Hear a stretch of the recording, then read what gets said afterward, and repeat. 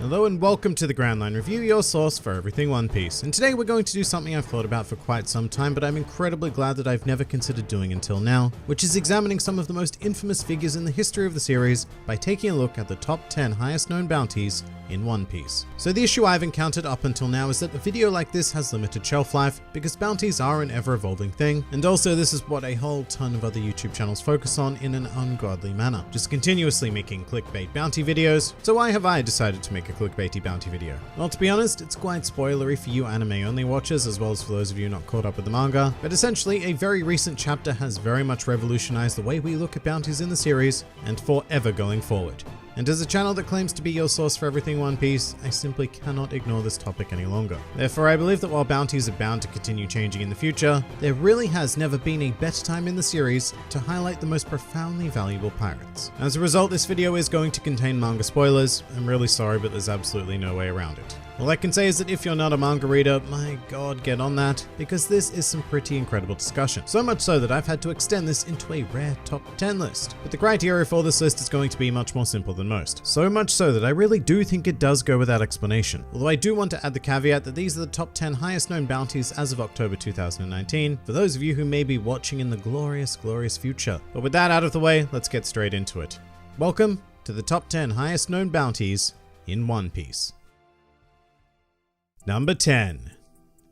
Jack the Drought. So we're commencing this list with an all-star of one of the Emperors of the Sea, and a man who, when he was first introduced into the series, completely shattered our expectations of bounties at the time. And that's because Jack here happens to be worth a round and humble 1 billion berries. And to put that into some perspective, at the time of Jack's introduction, Luffy was worth exactly half that, and 500 million berries was still considered one of the highest known bounties in the series. Then came Jack, and it's not hard to see why he immediately shattered that ceiling, as he possesses ridiculous raw power, but more importantly, a truly vicious personality to make use of it. In fact, on the one occasion where he was asked to sit down and have a civil discussion, Jack's response was a very simple, "Speak peacefully, I refuse." And that was then followed by a 5-day battle on the island of Zou, where Jack more or less single-handedly combated the forces of both Inuarashi and Nekomamushi as they continuously tag-teamed him, demonstrating that Jack is a force to be reckoned with in this world. Although the sad thing about Jack is that this is likely to be the one and only time he's going to appear on a list like this, as he has the rather unfortunate number 10 spot, and we have a lot of bounties left to reveal, at least one of which comes from his very own crew. However, at this point in time, Jack the Drought is worth a whopping 1 billion berries, and that is how we are going to kick things off today. Number 9. Charlotte Katakuri. Moving on to the Chief Sweet Commander himself and one of my personal favorite characters within the series, we have the staggering power that is Katakuri. Weighing in at a hefty 1,057 million berries, I have to say it's very clear that this man is worth every last drop of that cash. Apart from Big Mom herself, Katakuri is by far the most formidable presence within the Big Mom pirates, and prior to Monkey D. Luffy's infiltration of Totland, he was thought to be something of a perfect being, completely undefeated in the realm of combat. And that makes a lot of sense as he is a proficient wielder of all 3 types of haki, a factor that will, crazily enough, be incredibly common on this list. But what sets Katakuri apart is his particular brand of observation haki, which has been honed to the point where it allows him to briefly see into the future. In addition to this, he is also the only user of a special paramecia fruit known in the series at this point in time, and also possesses base strength, speed, and endurance of truly insane capacity. Fun fact though, you might think the 57 million berry portion of Katakuri's bounty is a bit arbitrary. However, it is more than likely a reference to him being superior to Luffy in every way, as Luffy's common number is 56, which can be read as Gomu in Japanese. So as a result, to trump Luffy, Katakuri would need to have a 57. Makes sense, really. What makes less sense is the fact that Katakuri is appearing so far down on this list, meaning that we've got some truly terrifying figures to examine next. Number 8. Queen the Plague.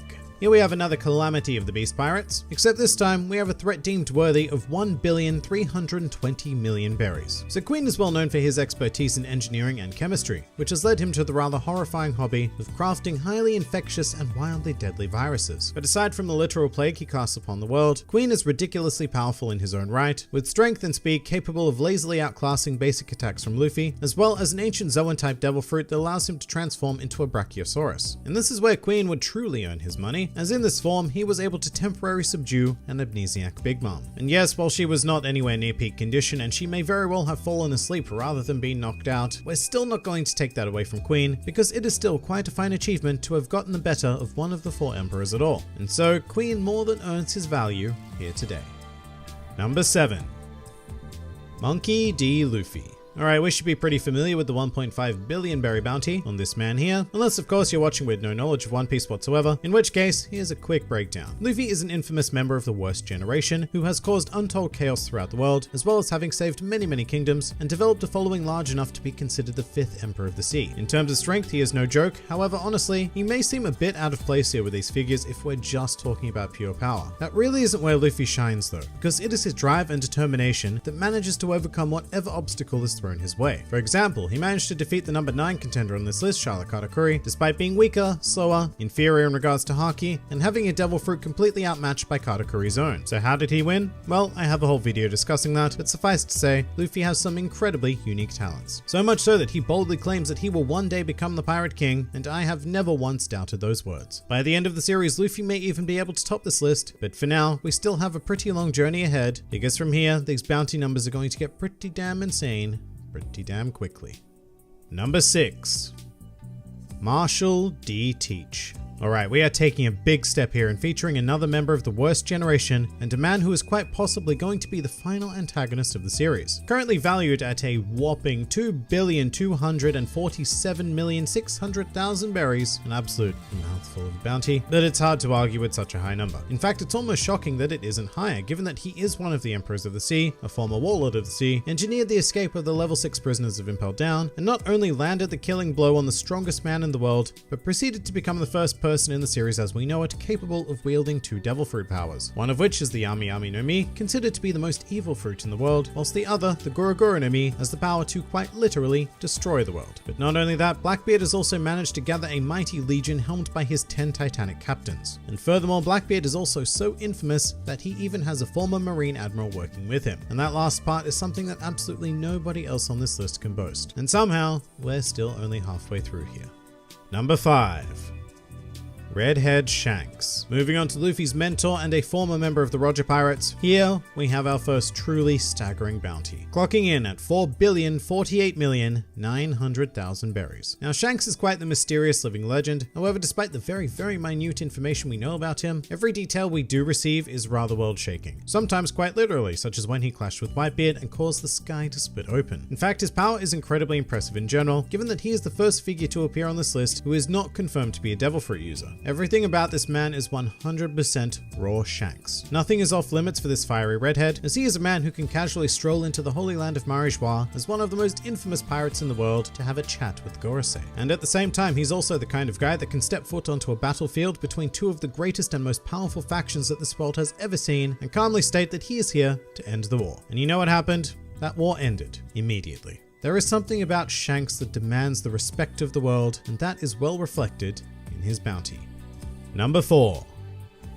Charlotte Lin. And here is a figure in the world who commands fear like no other. Honestly, Charlotte Linlin's monetary value of 4,388,000,000 berries barely describes what this woman is capable of in my opinion. To put things into some perspective, Linlin was born abnormally strong, to the point where she was capable of combating and killing giants at the tender age of 5 years old. Moving into adulthood, there is very little in this world that can equal her physical prowess, as she is nigh on invincible due to her natural state, but she has also mastered all 3 types of Haki, and on top of that, she acquired one of the most alarming devil fruits within the entire series, the Soro Soro no Mi, a paramecia type fruit that allows its user to manipulate the souls of others, as well as themselves, but others is what we're really focused on. Although her true element of fear comes from the fact that she will, very commonly, erupt into hunger tantrums, using all of her established powers to wreak havoc and kill indiscriminately until Linlin receives the food she desires. Without a doubt, the strongest woman in the world, and more than likely, the current strongest human in the world, period. However, there are at least 3 individuals whom the world government have considered more of a danger than Linlin. Number 3. Kaido. So there is very little in this world capable of matching the sheer physicality of Charlotte Lin, but here is one of those very rare existences. In fact, recently in the manga, we received first-hand evidence of their power in contrast to one another, resulting in a stalemate and another sky-splitting moment. However, sitting at a ridiculous 4,611,100,000 berries, Kaido has been deemed as more of a threat to the world. Now why is that? Well, Kaido is a creature who is essentially unkillable. During his life as a pirate, Kaido has been defeated 7 times and captured 18 times. From here, he has been subject to torture and sentenced to death 40 times. But no method of execution produced so much as a scratch on Kaido. His durability is so extreme that Kaido can jump off a sky island and land 10,000 meters later onto the ground and emerge with but a mere headache. Oh, and he can also become a giant dragon and defeat Gear 4th Luffy with a single strike. Kaido is impossibly powerful and disturbingly volatile. Also, unlike Lin Lin, whose dream is to unite the races of the world in her own twisted manner, Kaido desires only to plunge the entire world into war. And you know what? He has the power to do just that. Number 2. Edward Newgate. Breaking an inconceivable barrier here, I now present to you the strongest man in the world, also known as Whitebeard, and being worth a preposterous 5,046,000,000 berries. As with most figures on the upper half of this list though, it's hard to argue with that number, especially given everything we've seen of Whitebeard. And to be clear, we've not even seen this man in his prime. During the Marineford arc, he was 72 years of age and in very poor health, and yet he was still unequivocally the most dangerous presence in the Paramount War. And when we're talking about a conflict that features figures like the Marine Admirals or the Warlords of the Sea, that's not a light statement to make. However, Whitebeard was capable of handing all of their asses to them, having made a specific example of then Admiral Akainu, through his sheer strength and Devil Fruit, which has already been mentioned on this list, but it was the Guruguru no Mi, which once again held the potential to quite literally destroy the world. And even when he was overcome in his old age by 267 sword wounds, 152 bullets, 46 cannonballs, a laser beam to the chest, and a magma fist blowing off a third of his head, Whitebeard passed away standing tall without a single wound or scar on his back, as during his entire pirate career, he had never once run away. That is the kind of person worth 5 billion berries. So who is the only confirmed individual in this world who trumps this? Number 1. Gol D. Roger.